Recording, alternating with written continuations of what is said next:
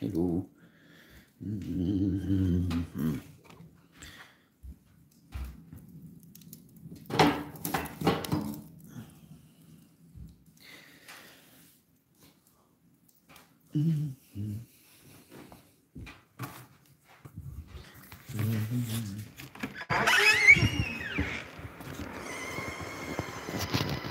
Just gonna grab a little bit of wood.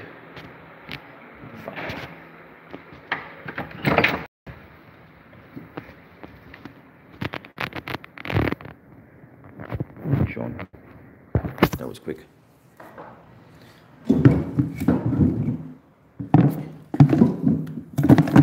Just got a bit of, which I'll top up later on. Saturday morning. No work today.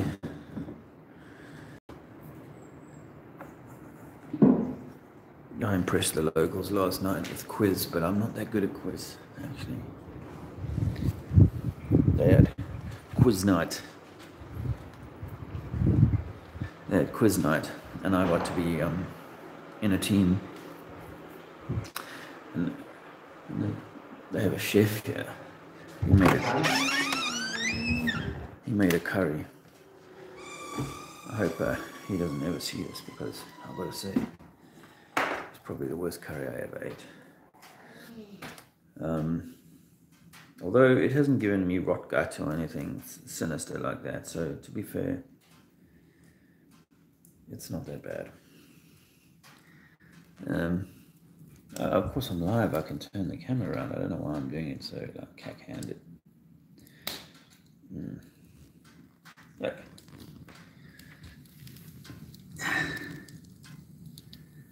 Would you like to be here near the fire?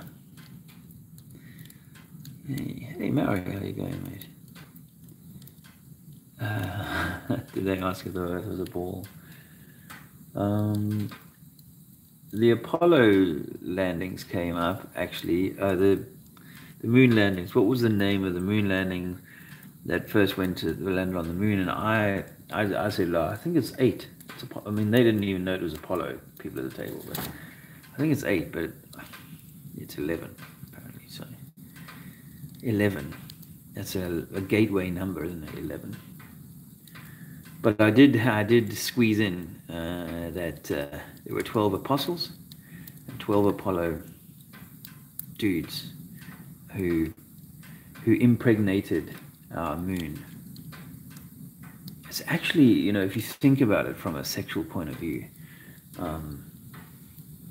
because a lot of what's encoded in our stuff is sexual in nature,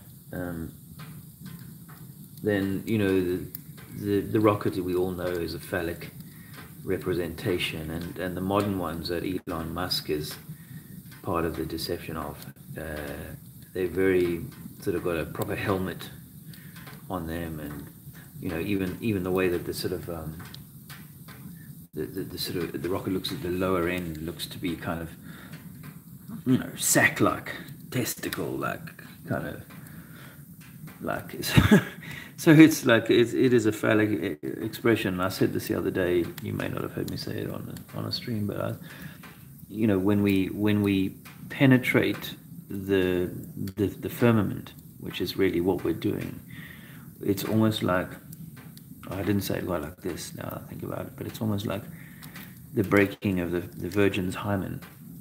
It's a piercing of the sort of barrier between something and so it is like a design as a great big fuck you to the creator, to say, yes, we're like gods, we are leaving this place, we are actually going to leave this place, we're going to fuck through your hymen, and we are going to, excuse my language, but it's obviously relative to the nature of this thing. And we are going to go through, we're going to do that, and we are going to land men, a bit like seamen, really, seamen, astronauts who are, voyagers, like seamen out at in space. We are going to land on your moon. Now, the moon is a feminine entity, right? The moon is a representation of the lady here and the lady's 28-day fertility cycle. So, they will probably be looking to land on the moon on particular days in the cycle. Almost like, copulation and impregnation of the ovary, or the egg, rather. So, and the moon being the egg, and the astronauts being the semen. So, it's analogous for a sexual encounter with the creator, essentially. I think you get my point. So,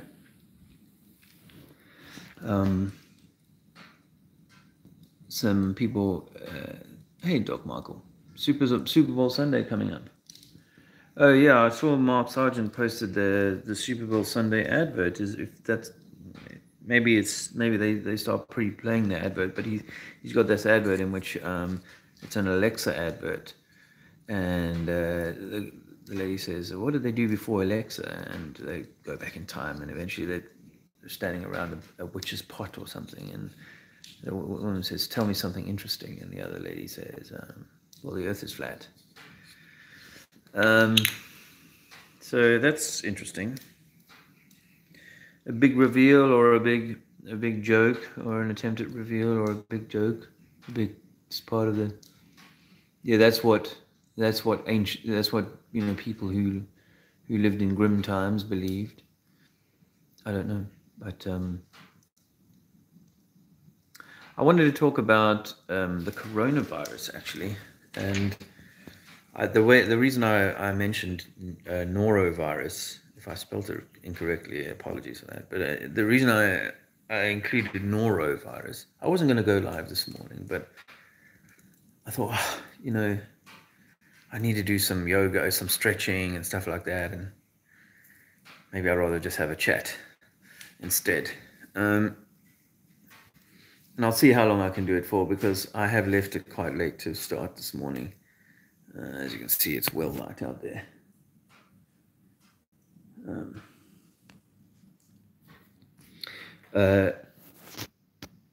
I'll just have a chat and see how long I get before Andrea comes down.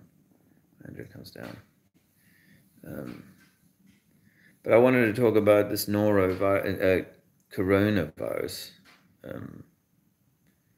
I haven't really done a lot of deep research on this, but obviously at the surface level, I've heard that people have really died. So I start by saying, that's a tragedy or a travesty of this experience.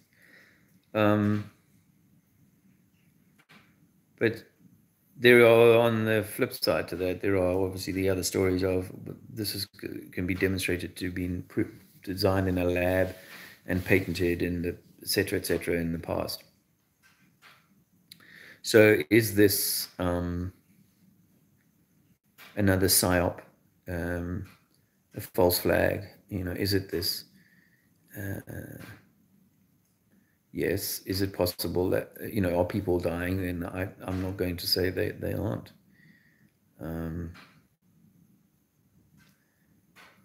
I think sometimes there is collateral damage in order to pull off these events. Maybe it's limited. They try and limit it to 20 or a few hundred or something like that.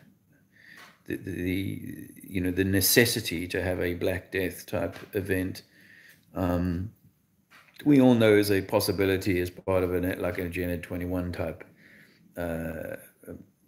manifesto. But equally, it's a very powerful tool just to create all this fear and to create constraints on people's movements and to normalize the state apparatus required to control populations in certain ways, in increased ways. You know, and just comes to mind, like the other day, I'm walking down a town center and I'm watching the CCTV cameras are becoming ever more sophisticated, and how they flip around and they're looking and watching. You know, this sort of future idea of drones with cameras cruising around on behalf of local law enforcement and so on. It's not far away. But anyway, the coronavirus gives ample opportunity for people to say, yes, we need more, you know, constraints at border controls and so on. In South Africa, I went through South African airports a few times. I'm not sure if it's still there now, but they have had cameras stand at the immigration, at the passport control desk as you come off the plane.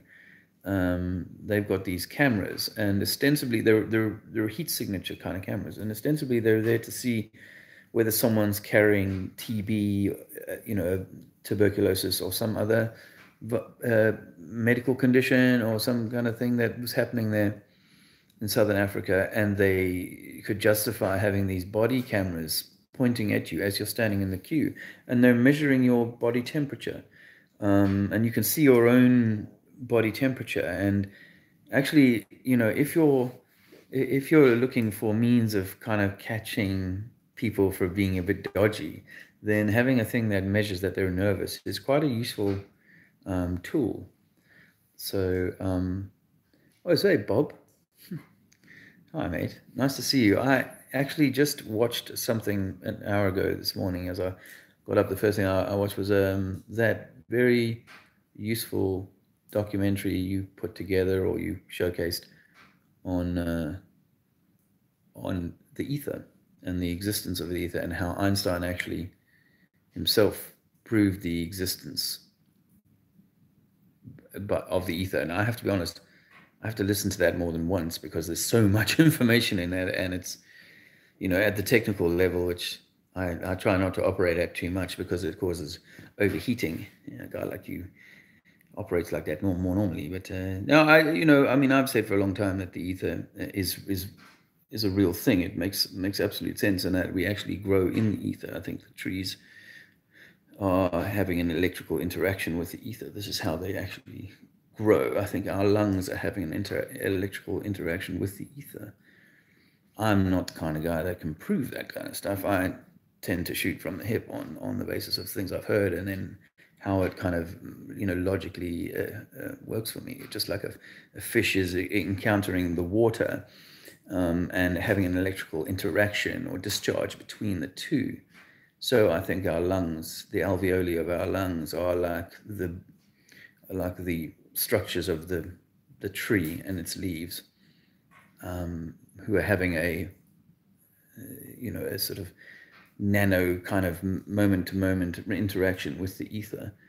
And it's in that soup that we gain a lot of our nutrients, which is why I'm kind of the mindset that once upon a time humans may have been able to exist on ether alone, the breatharianism theories, ideas and so on. But lovely to see you, and please say hi to Cami. These are interesting times, and who knows where this is leading. I'd love to be a little bit more stable in my life, and be a more active contributor to the community, and be in the trenches a bit more. I put an offer out to Simon Dan to meet with me face to face and talk out through a few things, and, you know, maybe try and bridge some gaps. Anyway, Andrew says I'm barking up the wrong tree, and so on. I guess I'm seeking to, you know, clarify my role and purpose. And I admire you, Bob, for having a very clear role and purpose. And, you know, you've been stuck to it for a few years now, and you're delivering fantastic contribution. And you know, for me, a guy like me, I'm happy to have people who are excellent in that kind of thing continue to kind of deliver what they do. I don't need to ever try and replicate that. It's more about finding my own niche. Anyway, so I wanted to talk about this norovirus. No, not about the coronavirus, and just because I think that we are being, this is all, you know, psychological warfare and chemical warfare, and you know, the weapons labs, the biological weapons labs, high hazard weapon, you know, biological labs. These are designing these things to put out. That's what they're there for. The wars of, oh, our weapons lab needs to be, our biological weapons arsenal needs to be even stronger than the Russians or whatever. Again, we know that that's a bit like the nuke escalation agenda. It's really just fear. They use the fear of they're going to get ahead of us to justify why we're spending money on, you know, and even going down the route of trying to make ever more deadly concoctions with which to protect ourselves from the enemy, or to keep as a you know, as a threat that they may never attack us, and we know we're attacking ourselves. So, but I wanted to, I mean, everyone's making a joke about the Corona, the lime and Corona, you know, the beer. But when I heard the name norovirus, I was like, that actually sounds like not a virus.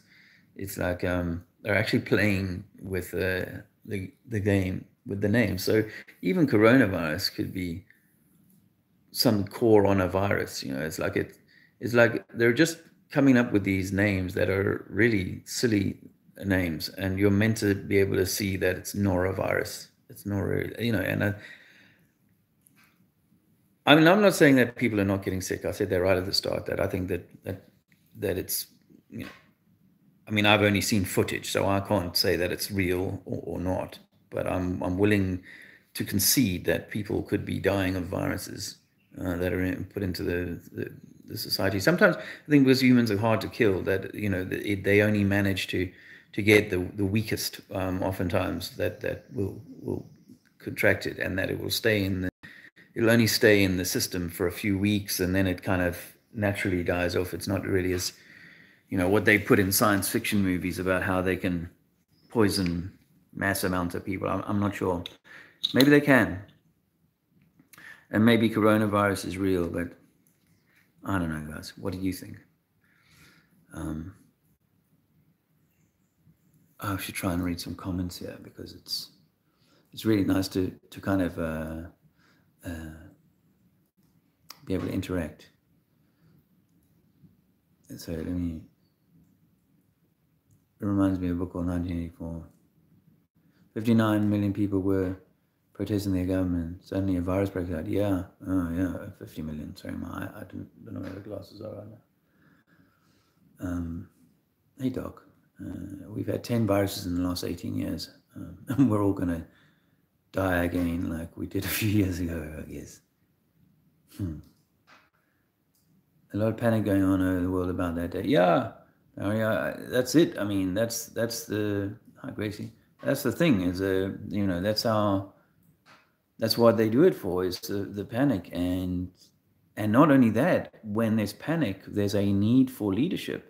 There's a need for spending of money to protect my fear, assuage my fear. And this is where we, you know, the government gives itself kind of like a raison d'etre, you know, the reason for existence, is to protect you from these dreadful meteor showers and you know, viruses that are going to wipe you all out. And not only that, could it be that it's the Chinese themselves that are your enemy? And well, we're going to have to build a few more battleships and spacecraft to protect you from these verminous creatures who come from the other side of the world. It's amazing how we just continue to buy the rhetoric, the spew. Yeah, hi Gracie. Hi family. They say you are what you eat. Do you plan on growing your own food?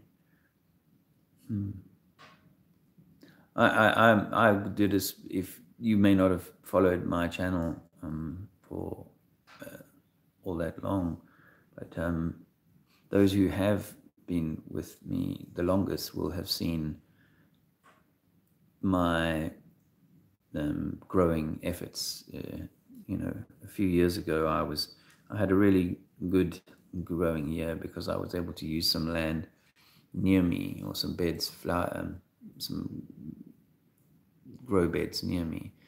One of my clients one of my gardening clients back then had a bigger garden, and so I grew in his garden, and I intend to get to a point where I'm growing my own. My journey is out of the system and out of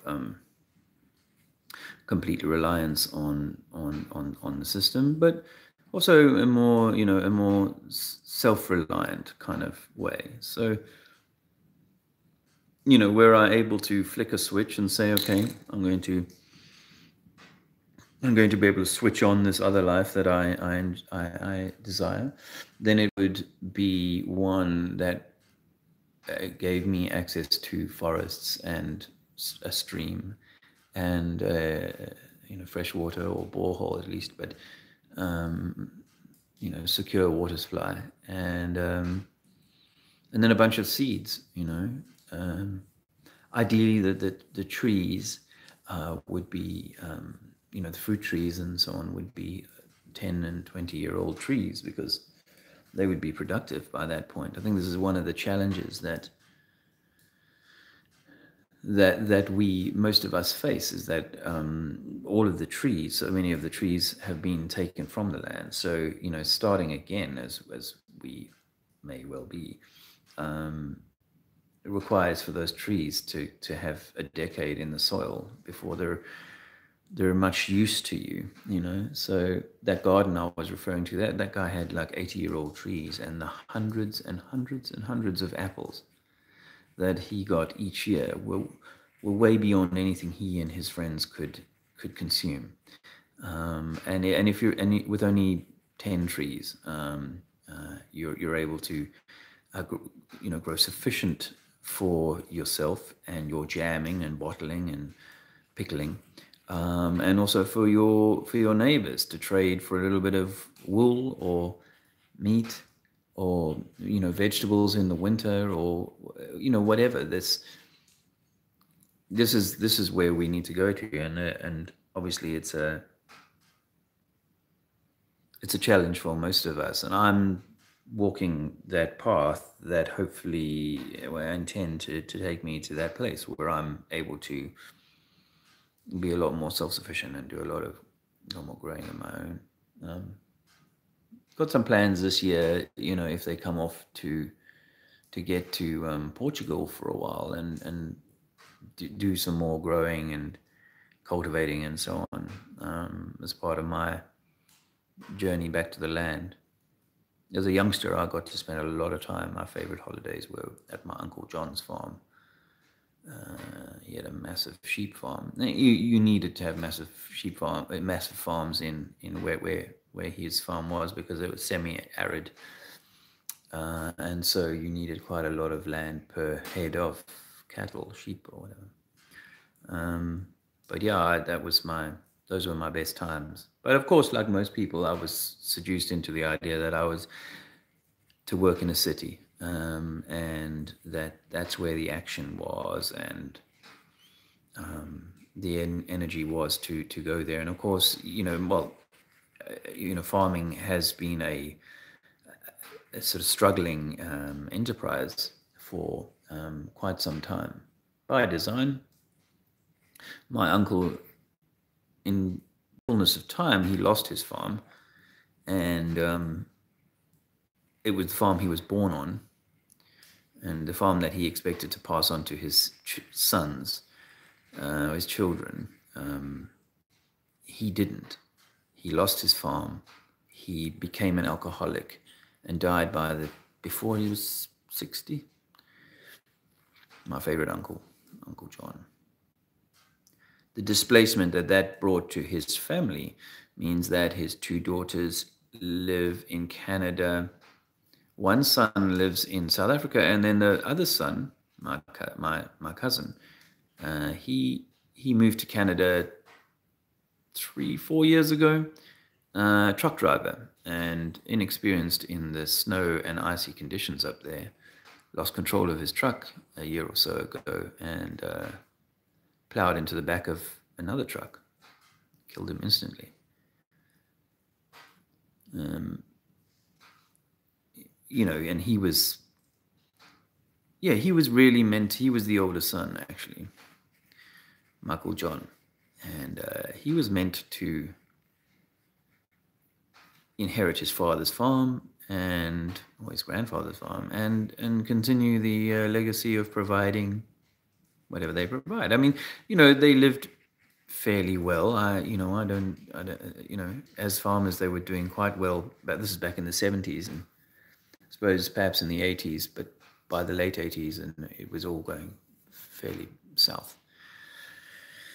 So, to answer your question, yes, grow your own where you can, and learn to grow your own, and be working with nature in that way. Just even tending to nature in that way is highly recommended. The plants are giving off an electrical vibration, and as I said earlier on to Bob about the ether, I think there is an electrical interaction happening, and so when you interact with the plants, you're having an electrical interaction with the plant, and that's nature, and that's good. Hi, Mark. Nice to see you, mate.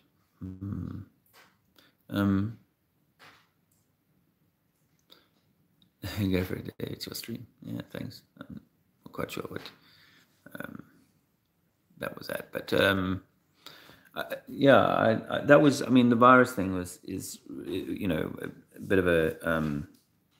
Look, for me, it's like I've not, as I said, paid too much attention to it. I'm not interested in the fear porn. At the end of the day, it has all the hallmarks of everything that's gone before it. I allow the caveat for there to be a serious number of casualties, perhaps. But, I think we've got to stop being in the world of being emotionally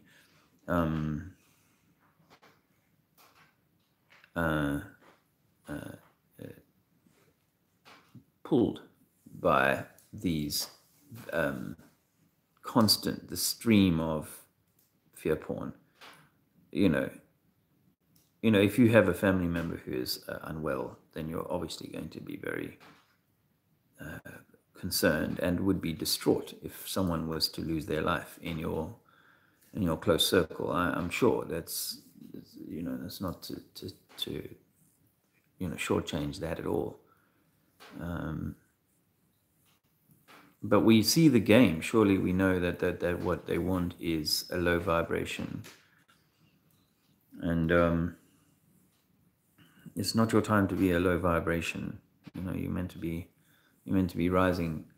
You're meant to be finding a higher vibration, and what we see all the time is a constant stream of things that are designed to keep the mass vibration low. So I would suggest to you that we need to go the other way. To that end, in terms of low vibration, scratching at the backside of the ball, kind of belief group. It reminds me why I stepped away from it back in 2016, 2017. I was like, this is too never ending, and it's like so low vibrational. I don't know how people can live in that low vibrational soup and feel like, if you've ever seen that experiment with the rice, where you talk nasty to the rice or you talk nicely to the rice, how the rice becomes green and moldy if you're nasty to it, much, much quicker than the rice that you nice too. Dr. Emoto's water frozen experiments show the same thing, you know? So that's why this kind of squabble between ball and flat has the potential to damage your water crystals. And you see, particularly we men, are like you know, all the heroes. We're the warriors, you know, and it's in our DNA, if that's real, you know, to fight these things. It sounds like my boy's on his way down, so I'll have to say goodbye shortly. Oh, I'm just doing a little live. Hello. Morning. Morning, beautiful boy. You been sleeping? Oh, I see you brought the bear with you. Bunny. All of them? No, just the two little. Oh, well, guys, I should just finish that thought. Oh my God. Yeah, that the man is designed to kind of go to battle over the things that he kind of believes in and or stands for. The American flag, or the South African flag in my case, you know, the national anthem, and you know, atheism or a religious kind of thing. And so it is with the ball, is that, you know, we are saying, hey guys, look, your information or that information is flawed. It is theoretical and it cannot be proven. So on that basis, and that the organizations that we have around us are trying to control us, on that basis of the evidence of that, we should be willing to sit together and consider how that matters. But no, we've been so well programmed to want to say it has to be this, and in response, because this is what it comes back to, is that actually my chat room is a pleasant place to be until I start attracting the ire of the guys who refuse to look at their model, or refuse to look at this reality and challenge what they've been taught. Is that they will then go, no, you're this and that. And our natural response is to go, push, I'll give you that back with some interest. And we're going to, you know, that's a never-ending story, that is, because there's a never-ending stream of guys who are going to be working this out. And then there's a never-ending ocean of people who won't work this out or can't work this out. And they and each other will continue to kind of crash and bash, because that's our program. So we, as we are growing, meant to be growing through this learning, that we're not apes, we're not evolved animals, we're not simply the smartest animal on the planet, and that we are the higher consciousness here that is meant to be exemplifying more of what the Creator is than this animalistic behavior that we've been inculcated with. I think that it is a learning, my encountering with these chaps since my request for Simon Dan to kind of meet me. I'll come to his town, as I said, and have a conversation with him face to face. I'm not interested in kind of having these online squabblies that people can kind of spend hours and hours and hours in their dungeon typing up and, you know, seeking, because it's always seeking for a kind of the raising of the ante and a continuation of the argument, but rather seeking kind of seeking for something different, seeking for something higher. So I'm going to leave it there, guys, and say we do need to find, for me anyway, to find a way to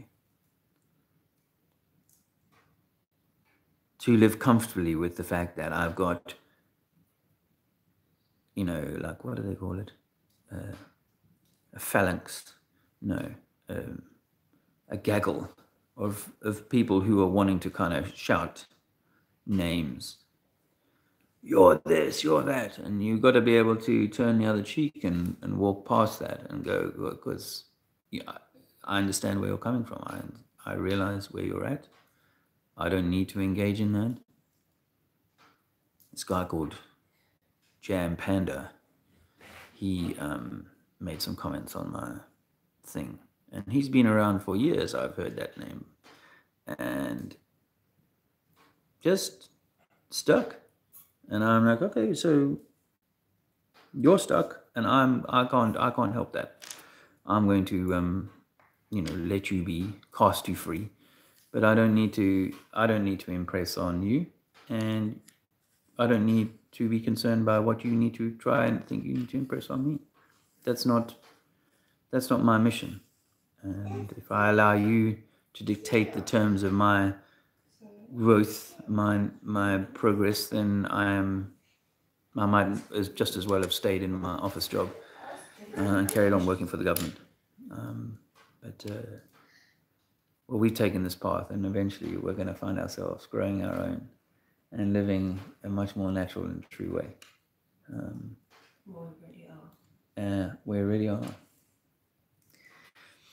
So, guys, thanks for coming. And did I catch everybody? Flat chord music. Hi again. I'll try and do this again in the next day or so. Okay, and you take care, friends. Hey, Drew, lovely to see you, my friend. I hope you're well. Stay well. Have a great weekend.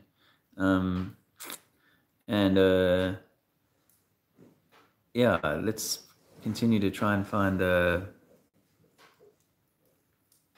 higher way. You know, we aren't choosing the easy way, but we're seeking for the higher way. The easy way is to just stay in the consensus pond. Yeah, Daddy's got it. All right. Yeah. It's too rough. You want to? Yeah. Look, you see. No, go. Okay. ABCs.